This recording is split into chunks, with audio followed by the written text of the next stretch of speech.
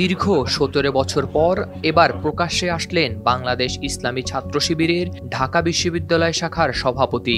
21 September সামাজিক যোগাযোগ মাধ্যম ফেসবুকে এক পোস্টে ঢাকা বিশ্ববিদ্যালয়ের রাষ্ট্রবিজ্ঞান বিভাগের শিক্ষার্থী সাদিক কায়েম ছাত্র শিবির ঢাবি শাখার বর্তমান সভাপতি হিসেবে নিজেকে তুলে ধরেন। ফেসবুক পোস্টে সাদিক কায়েমের দেয়া স্ট্যাটাস দিতে দেখা যায়, গণতান্ত্রিক দেশে ভিন্ন মতের প্রতি থাকবে সম্মান, কিন্তু কেউ যেন স্বৈরাচার না হয়ে উঠতে পারে সে ব্যাপারে রাখতে হবে সজাগ ও পূর্ণ দৃষ্টি। এই রাজনৈতিক সংস্কারে অবশ্যই 24-এর শহীদদের আশা আকাঙ্ক্ষার প্রতিফলন থাকতে হবে, তা না হলে ভেস্তে যাবে আমাদের এই স্বাধীনতা।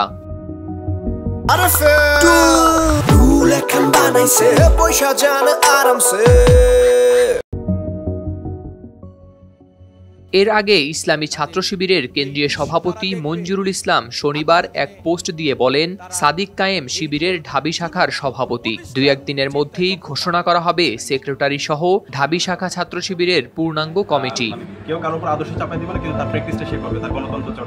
ঢাকা বিশ্ববিদ্যালয়ে ছাত্র রাজনীতি নিষিদ্ধের যে আলোচনা চলছে তা নিয়ে শনিবার বিশ্ববিদ্যালয়ের উপাচার্য ডক্টর নিয়াজ আহমেদ খানের সঙ্গে বৈঠকেও উপস্থিত ছিলেন সাদিক কায়েম। সেখানে তিনি ছাত্র বিশ্ববিদ্যালয় শাখা সভাপতি পরিচয়ে উপস্থিত ছিলেন বলে জানা যায়।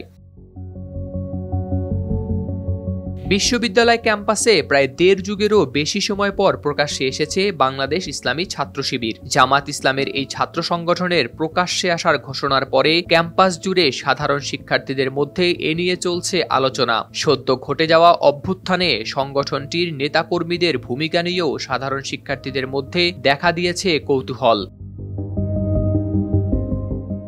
এদিকে সাদিক কায়েমের পরিচয় জানার পর এ নিয়ে সামাজিক যোগাযোগ মাধ্যমে চলছে নানা আলোচনা সমালোচনা। কেউ কেউ অভিযোগ তুলেছেন, নিজের পরিচয় লুকিয়ে নির্দলীয় সেজে আন্দোলন করে সাদিক প্রতারণা করেছেন। আবার কেউ বলছেন, ক্ষমতাসীন আওয়ামী লীগের সময় পরিচয় লুকানোতে দোষের কিছুই নেই। ঢাবি শিবির সভাপতিকে নিয়ে আল জাজিরার প্রাইম মিনিস্টার্স খ্যাত সাংবাদিক জুলকারনাইন সায়েরও দিয়েছেন স্ট্যাটাস। তিনি উল্লেখ করেন, ছেলেটাকে আমি চিনতাম সালমান নামে, পরিচয় জুলাইয়ের 25 তারিখ থেকে। তো আজকে দুপুরে জানলাম সালমানের প্রকৃত নাম সাদিক কায়ুম এবং তার রাজনৈতিক পরিচয় সে ঢাকা বিশ্ববিদ্যালয় শিবিরের সভাপতি। অবশ্যই অবাক হয়েছি, বেশ অবাক হয়েছি, কিন্তু প্রকাশ্য রাজনীতি করার সুযোগ না পেয়েও শিবির যে সালমানের মতো একটা নেতা তৈরি করতে সক্ষম হয়েছে তার জন্য সাধুবাদ জানাই। ঢাবির শিবির সভাপতির হঠাৎ প্রকাশ্যে আসার বিষয়টিতে ইতিবাচক হিসেবেই দেখছেন ফ্রান্সে থাকা মানবাধিকার কর্মী ও online activist doctor Pinaki Bhattacharya. ঢাবিতে শিবিরের রাজনীতি প্রকাশ্য শুরু হলে বিরাজনীতিকরণের পরিকল্পনা ঠেকিয়ে দেওয়া যাবে বলে মনে করেন তিনি। বৈষম্য বিরোধী ছাত্র আন্দোলনে 9 দফা লিখায় সাদিক কায়েমের ভূমিকা নিয়ে মোহাম্মদ ইশরাক নামে এক ফেসবুক ব্যবহারকারী লিখেছেন, নেট বন্ধ হওয়ার রাতে 9 দফা ঘোষণা হয়। প্রথমে এটা ছিল 8 দফা।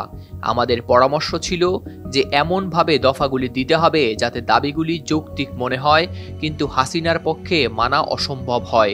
এর ফলে 1 নম্বর দফায় হাসিনাকে হত্যার দায় স্বীকার করে ক্ষমা চাইতে বলা হয়। এই 9 দফা মুসাবিদা করেন ঢাবি শিবির সভাপতি ও সমন্বয়ক সাদিক কায়ুম। পাঠানো হয় সমন্বয়ক আব্দুল কাদেরের নামে।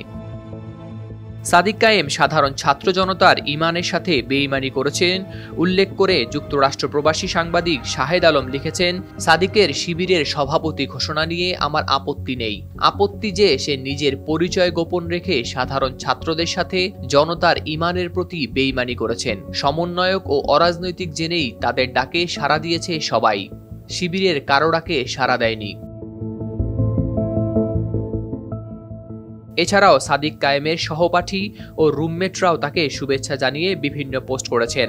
নুরুন নাহের নামে আরেক ফেসবুক ব্যবহারকারী লিখেছেন, ঢাকা বিশ্ববিদ্যালয়ের শিবির সভাপতি সাদিক কায়েম স্বাধীনতা আন্দোলনের প্রধান সমন্বয়কদের একজন। এদিকে কোটা আন্দোলন জামাত শিবিরই করেছে, অন্য কেউ করেনি উল্লেখ করে সাবেক প্রধানমন্ত্রী শেখ হাসিনার উপপ্রেস সচিবের দায়িত্ব পালন করা আশরাফুল আলম খোকনকেও ফেসবুকে এ নিয়ে সরব হতে দেখা গেছে। হাওলাদার শামীম, RTV।